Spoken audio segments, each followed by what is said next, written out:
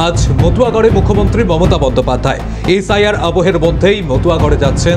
একাধিক কর্মসূচি রয়েছে তার। প্রথমে যেমন জনসভা করবেন এবং পরবর্তীতে পদযাত্রাও যোগ দেবেন। অবশ্যই এই মুহূর্তে এসআইআর আবহে এই মতুয়াগড়ের মানুষদের জন্য ঠিক কি বার্তা দেন মুখ্যমন্ত্রী, নজর রয়েছে আমাদের।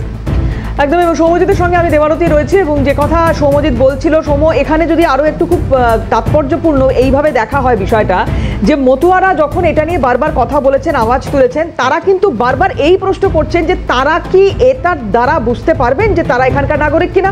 কারণ দীর্ঘদিন ধরে তারা নাগরিকত্ব পাচ্ছেন না, এই দাবি করেছেন। এর আগে সরাসরি দিল্লির বুকে, রাজধানীর বুকে তারা পৌঁছানোর চেষ্টা করেছেন, কথা বলার চেষ্টা করেছেন একজন মাননীয় কেন্দ্রীয় মন্ত্রী, যিনি নিজেও বারবার বলেছেন যে হ্যাঁ তাদেরকে নাগরিকত্ব দেওয়া হবে।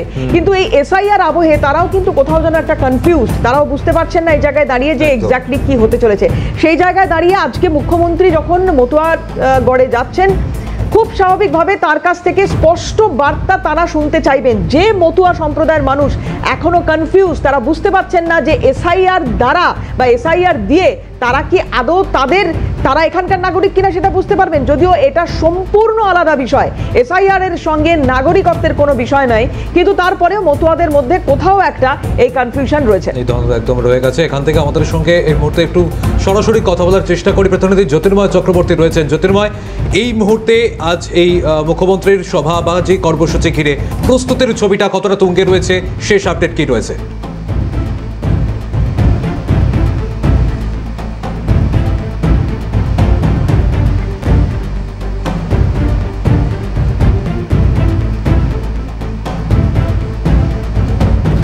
জ্যোতির্ময়, এই মুহূর্তে প্রস্তুতির ছবিটা কি দেখা যাচ্ছে?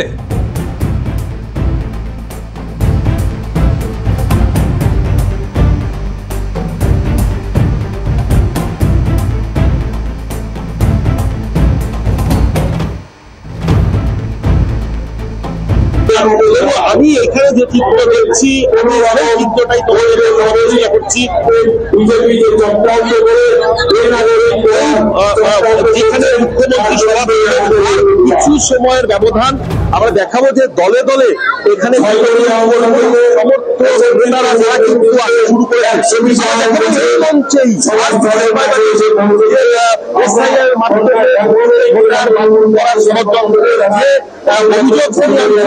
তারই প্রতিবাদে প্রথম জনসভা বলা যেতে পারে এই মতুয়াগড়ে।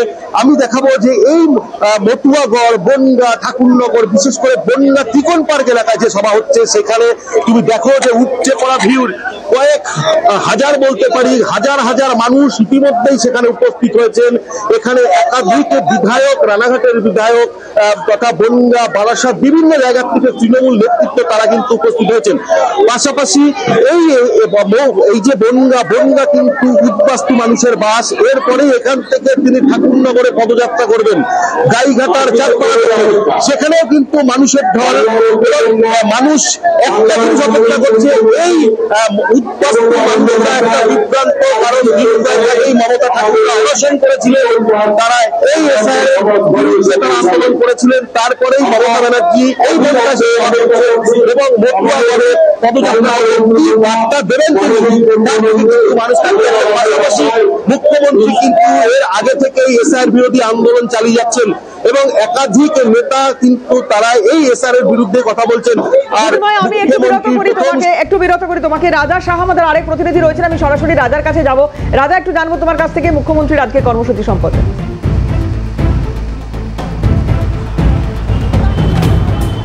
দেখো তো ভাই, বলি যে তৃণমূল নেত্রী মমতা বন্দ্যোপাধ্যায় তিনি আর কিছুক্ষণের মধ্যেই তিনি বনগাঁয় পৌঁছবেন। তারপর সেখানে সভা করার পরে তার যে দ্বিতীয় কর্মসূচি তা হলো তিনি চাঁদপাড়ায় আসবেন। চাঁদপাড়া বাজার থেকে তিনি মিছিল করবেন, একেবারে মতুয়াগড়, চাঁদপাড়া, সেই চাঁদপাড়া থেকে ঠাকুরনগর পর্যন্ত মিছিল করবেন।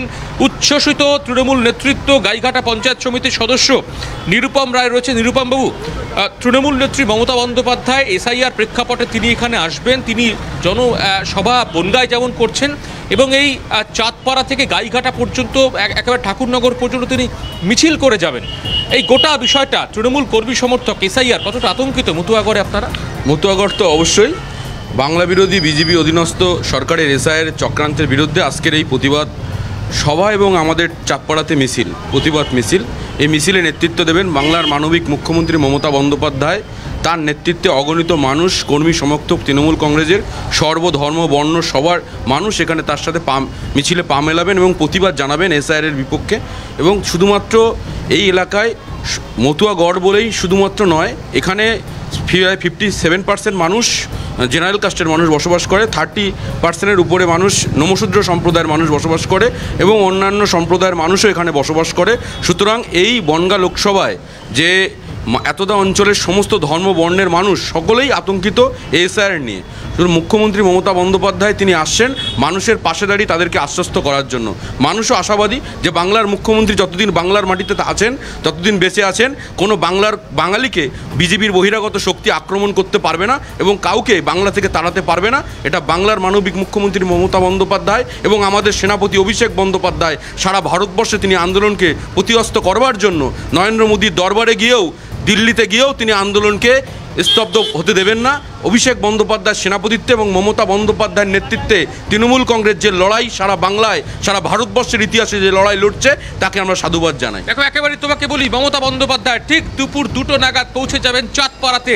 চাঁদপাড়া বাজার থেকে মিছিল শুরু হবে ঠাকুরিয়া স্কুল, প্রায় 3 কিলোমিটার রাস্তা মমতা বন্দ্যোপাধ্যায় মিছিল করবেন। প্রচুর মানুষ তুমি দেখতে পাচ্ছ, কর্মী সমর্থক তারা ইতিমধ্যে ভিড় করতে শুরু করেছেন। মমতা বন্দ্যোপাধ্যায় বনগাঁ লোকসভায় পরাজিত হয়েছে তৃণমূল প্রার্থী বিশ্বজিৎ দাস, তার পরবর্তী ক্ষেত্রে রাজা একটা বিষয় একটু জানতে চাইবো যে মতুয়া সম্প্রদায়ের যে মানুষজন রয়েছেন যারা ভরসা রেখেছেন বিজেপির ওপরে, এবং আমরা দেখেওছি যে একজন মাননীয় কেন্দ্রীয় প্রতিমন্ত্রী তিনিও রয়েছেন, তিনিও আশ্বাস দিয়েছিলেন, কিন্তু তারপরেও আমি এসআইআরকে পাশে রেখেই বলছি, নাগরিকত্বের যে জায়গাটা সেটা নিয়েই কিন্তু এখনো দেখা যাচ্ছে মতুয়া সম্প্রদায় অনেকেই কনফিউজ, তারা বুঝতে পারছেন না যে ঠিক কি হতে চলেছে তাদের সঙ্গে। এই যে একটা দোটানা, এই যে একটা আশঙ্কা, এই যে একটা ভয়, আজকে মমতা বন্দ্যোপাধ্যায় সরাসরি বা স্পষ্ট বার্তার মাধ্যমে সেটা কাটতে চলেছে কিভাবে দেখা হচ্ছে বিষয়টা?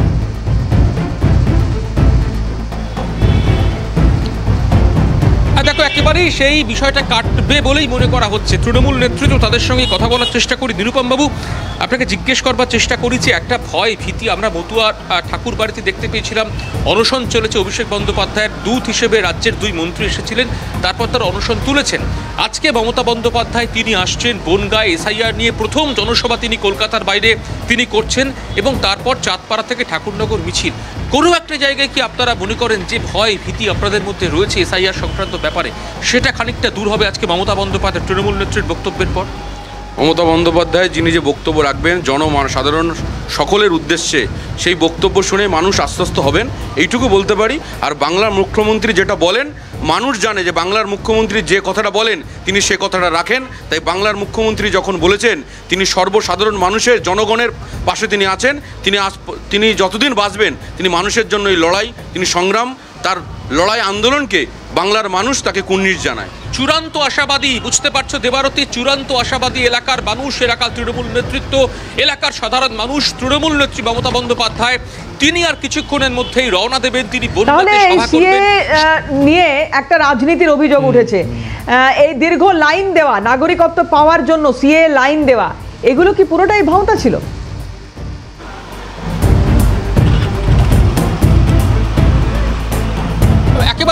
একেবারে SC/ST যে কমিটি রয়েছে, জেলার সভাপতি রয়েছেন আমার সঙ্গে, বলছি আমরা দেখতে পেয়েছিলাম যে ঠাকুর বাড়িতে কার্যত ক্যাম্প করে সিএ যে ক্যাম্প করা হয়েছিল, পুরোটা কি ভাওতা ছিল গোটা বিষয়টা? আমার মনে হচ্ছে ওটা পুরোটাই ভাওতা। কারণ এসআইআরের জন্য বিরুদ্ধে যদি কেউ লড়াই করে থাকেন সেটা হচ্ছে আমাদের নেত্রী মমতা বন্দ্যোপাধ্যায়, মানবিক মুখ্যমন্ত্রী মমতা বন্দ্যোপাধ্যায়। তিনি সবসময় মানুষের পাশে থাকেন, মানুষের হয়ে কাজ করেন। এবং এসআইআর যেটা হচ্ছে সেটা আমাদের বিশেষ করে আমাদের এই পিছিয়ে পড়া সমাজের মানুষদের যেটা সবচেয়ে, যেহেতু এই বনগাঁ সাংগঠনিক জেলায় প্রচুর মানুষ, ওপার বাংলার মানুষ এখানে বসবাস করেন, এবং সেক্ষেত্রে দাঁড়িয়ে মমতা বন্দ্যোপাধ্যায় তাদের পাশে সবসময় আছেন, আগেও ছিলেন, আগামীতেও থাকবেন। এবং সেই জন্যেই যাতে করে এসআইআর যে নামক যে ভীতি মানুষের মধ্যে সঞ্চার হয়েছে তাকে আশ্বস্ত করার জন্য আজকে মুখ্যমন্ত্রীর সফরসূচি জানবো, কখন এসে পৌঁছাচ্ছেন এবং কটা থেকে মিছিল শুরু হচ্ছে, তারপর কটায় সভা রয়েছে?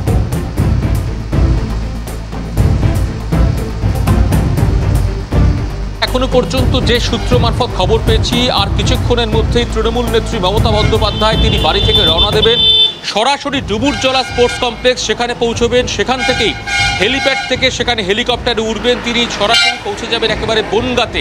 ত্রিকোণ পার্কে তার এসআইআর নিয়ে প্রথম সভা। গত 4 নভেম্বর প্রথমবার অভিষেক বন্দ্যোপাধ্যায় মমতা বন্দ্যোপাধ্যায় রাস্তায় হেঁটেছিলেন, যেদিন থেকে এসআইআর প্রক্রিয়া এই রাজ্যে শুরু হচ্ছে, এবং তারপর আজকে প্রথম সভা করবেন মমতা বন্দ্যোপাধ্যায়। তারপর বনগাঁ থেকে বেরিয়ে একেবারে সোজা চাঁদপাড়া 13 কিলোমিটার রাস্তা তিনি গাড়িতে করে আসবেন। চাঁদপাড়ায় আমরা ঠিক যেখানে দাঁড়িয়ে রয়েছি সেখান থেকে মিছিল শুরু হবে চাঁদপাড়া বাজার। এই চাঁদপাড়া বাজার থেকে প্রায় 2.5 কিলোমিটার রাস্তা অতিক্রম করে ঠাকুরনগর গিয়ে এই মিছিল শেষ হবে।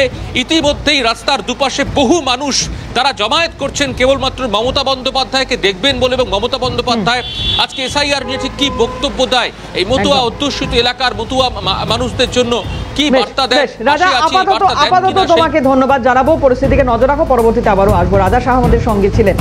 একদম, এখান থেকে আমরা চলে যাবো ঠাকুরনগর থেকে। আমাদের অপর প্রতিনিধি পঙ্কজ বিশ্বাস রয়েছেন, পঙ্কজের কাছ থেকে এই মুহূর্তে সেখানকার ছবিটা জেনে নেবো। পঙ্কজ, আজ মুখ্যমন্ত্রী তিনি আসছেন, এই মুহূর্তে প্রস্তুতের ছবিটা কেমন দেখা যাচ্ছে?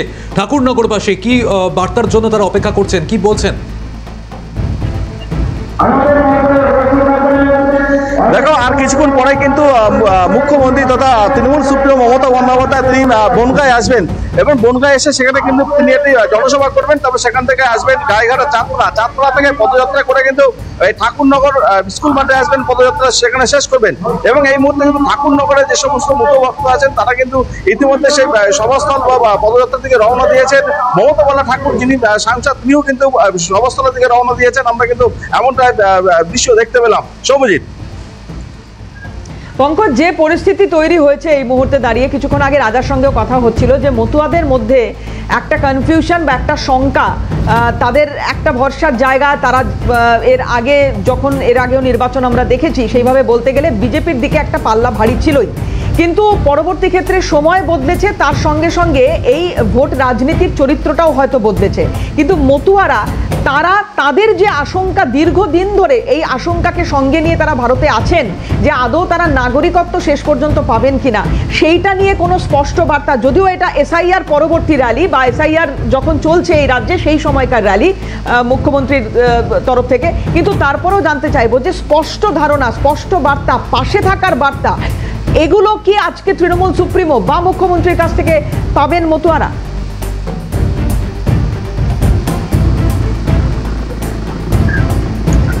একদমই, দেখো তেমনই কিন্তু আশায় রয়েছেন যারা মতুয়া আছেন যে মুখ্যমন্ত্রী আসছেন, তিনি কিন্তু তাদের আশ্বস্ত করবেন, তাদের আশা দেবেন, ভরসা দেবেন যে যেসব মতুয়া বা ধর্মাবলম্বী আছে তাদেরকে যে আশ্বস্ত করে, এমনটা কিন্তু আশা নিয়ে তারা কিন্তু সভাস্থলের দিকে যাচ্ছেন এবং যে পদযাত্রা আছে পদযাত্রায় অংশগ্রহণ করবেন। পঙ্কজ, তোমার কাছে একটু সর্বশেষ খুব সংক্ষেপে একটা বিষয় তোমার কাছে জানতে চাইবো। দেখো, যে আজ কি ঠাকুর বাড়িতে যাচ্ছেন মুখ্যমন্ত্রী? কারণ ঠাকুরনগরে গেলেই তার যে ঠাকুর বাড়ি যাওয়ার একটা আমরা দেখেছি যে বলতে যাচ্ছিলাম, বীণাপানি দেবী যতদিন বেঁচে ছিলেন আমরা দেখেছি ওনাকে সরাসরি বীণাপানি দেবীর পদস্পর্শ করতে। যাই হোক, একটু জানার চেষ্টা করবো যেটা সৌম্য জানতে চাইছে, ঠাকুর বাড়ি যাবেন আজকে?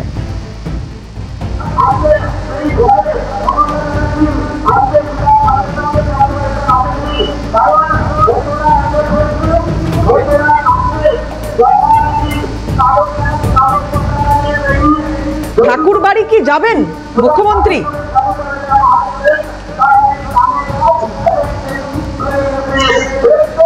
দেখো, এখনো পর্যন্ত যেটা সূত্রে খবর জানা যাচ্ছে যে ঠাকুরবাড়ি থেকে বেশ কিছুটা কিলোমিটার দূরে সেখানে কিন্তু পদযাত্রা শেষ করবেন, এবং মুখ্যমন্ত্রী যে এখানে আসবেন তেমন কিন্তু কোনো প্রশাসন সূত্রে খবর নেই, এবং কিন্তু তেমন কিন্তু প্রশাসনিক তৎপরতা নেই এই ঠাকুরবাড়িতে যেখানে মুখ্যমন্ত্রী আসবেন। অতএব মুখ্যমন্ত্রী আসার সম্ভাবনা কিন্তু একেবারে নেই বললেই চলে।